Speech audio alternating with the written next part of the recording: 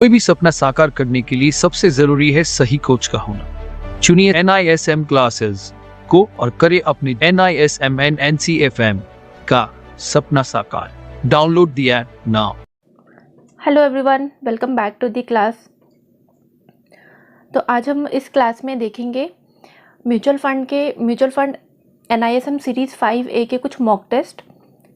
तो चलिए स्टार्ट करते हैं। हमारा आज का पहला क्वेश्चन है, the opening of the time stamping machine needs to be documented and reported to. Options देखते हैं। Sponsors, B trustees, option C SEBI, option D AMC। यानी कि टाइम स्टैम्पिंग मशीन के ओपनिंग का डॉक्यूमेंट्स किया जाना चाहिए और साथ ही डैश को रिपोर्ट करना चाहिए। यानी कि हमें रिपोर्ट किसे करना चाहिए,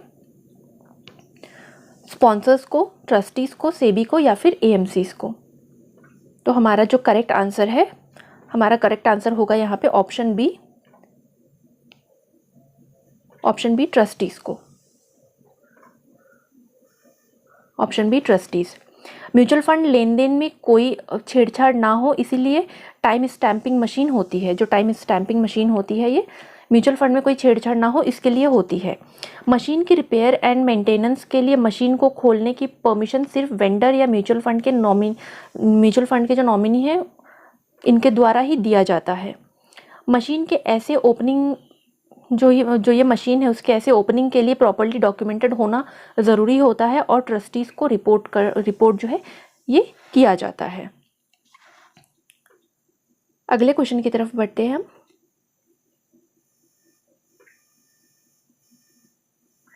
ओके, तो हमारा अगला क्वेश्चन है, व्हाट इज़ नेगेटिव अल्फ़ा। यानी नेगेटिव अल्फ़ा क्या होता है। यहाँ पे जैसे कि 4 ऑप्शंस दिए गए हैं, आप देख ही सकते हो स्क्रीन पर। It is indicative of outperformance by the fund manager. Option B है, it is indicating of under performance by the fund manager. First option है फंड मैनेजर के आउटर परफॉर्मेंस को इंडिकेट करता है, और ऑप्शन बी है fund manager के under performance को इंडिकेट करता है। ऑप्शन सी है, it is indicative of over hedging by the fund manager, यानी कि फंड मैनेजर के ओवर हेजिंग को इंडिकेट करता है।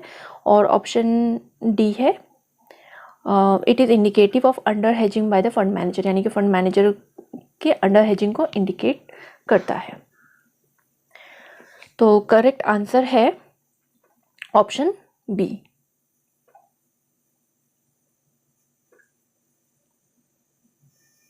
It is indicative of under performance by the fund manager, यानी कि ये फंड मैनेजर के अंडर परफॉर्मेंस का संकेत होता है।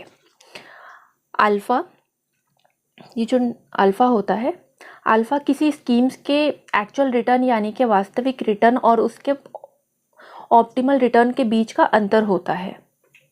Okay, actual return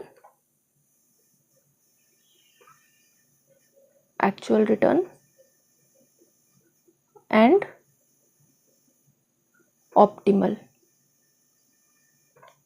optimal return, इन दोनों का डिफरेंस होता है अल्फा।